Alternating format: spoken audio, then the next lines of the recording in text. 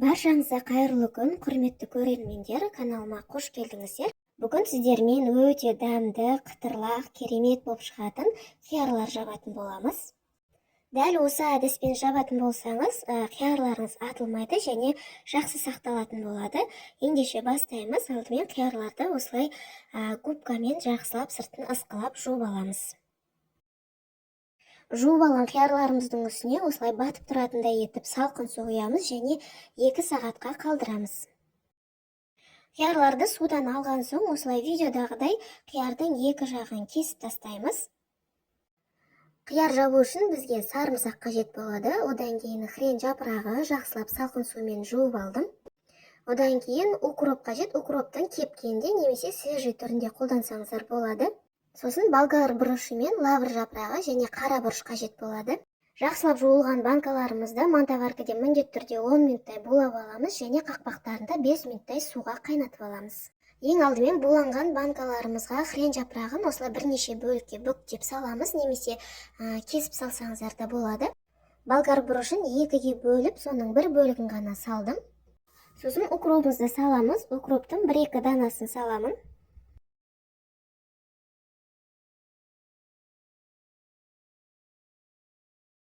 Сарымсақтан 3-4 данасынан саламыз.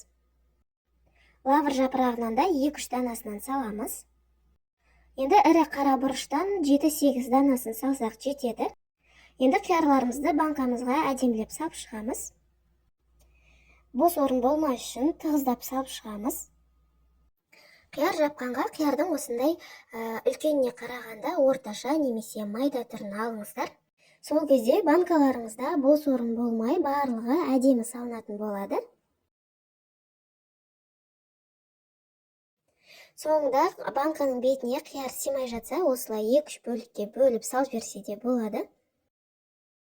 Бір банкаға қиярларды салып болды. Менде қалған банкаларды да дәл осылай салып шығамын. Барлық банкаларға қиярды салып шыққаннан кейін осылай сақырлап қайнап тұрған суды банкаларымыздың бетіне дейін толтырып құйып шығамыз.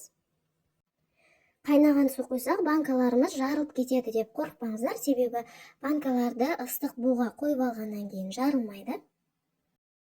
Қайнаған суымызды құйып болған соң, банкалардың қақпағын жауып 15-20 минутқа қалдырамыз. 15-20 минуттан соң банкаларымызға құйған суды қайтадан барлығын осылай бір ыдысқа құйып аламыз. Банкадағы құйған суларымызды қазір мен тағы да қайнататын боламын. Суды сақырлатып қайнатқан соң банкаларға тағы да бетінен толтырып қақпағын жауып қоямын. Дәл сол суды пайдалану міндетті емес, ол суды төк тастап, орнына таза суды қайнатып құйсаңыздар да болады. Банкаға екінші рет су құйғаннан кейін тағы да қақпағын жауып 15-20 минутқа қалдырамыз. Содан кейін тағы да суларын төк тастайтын боламыз. 2 рет суын төк тастағаннан кейін үшіншісінде банкамызды жабатын боламыз. Соңында енді банкаларымызға тұзын салатын боламыз. 1 литр банкаларымызға 1 ас қасық тұз саламыз. Горка қылып, яғни бетіне дейін толтырмай 1 ас қасық салатын боламыз. 2 литр банкаға 2 ас қасық тұз саламыз. Сосын дәл солай қантын салатын боламыз. 1 литр банкаға 1 ас қасық қант, 2 литр банкаға 2 ас қасық қанттан салып шығамыз. Сосын банкаларымыз атылмас үшін аспирин таблеткаларын салатын боламыз. 1 литрға 1 таблетка, 2 литрға 2 таблеткадан салып шығамыз. Соңында уксус құйып шығамыз. Менде 9% уксус. Осылай шай қасығы толтырмай 1 литр банкілерге құйып шығамыз. 2 литр банкіге 2 шай қасық толтырмай құямыз. Соңында осылай таза қайнап тұрған суымызды банкаларымызға құйып шығамыз. Суды құйғаннан кейін артынша қақпақтарын сразу жауып отырыңыздар. Енді закрывашкамен банкаларымыздың қақпақтарын жауып шығамыз. Қақпақтарыңыз дұрыс жабылғанына жақсылап көз жеткізіңіздер.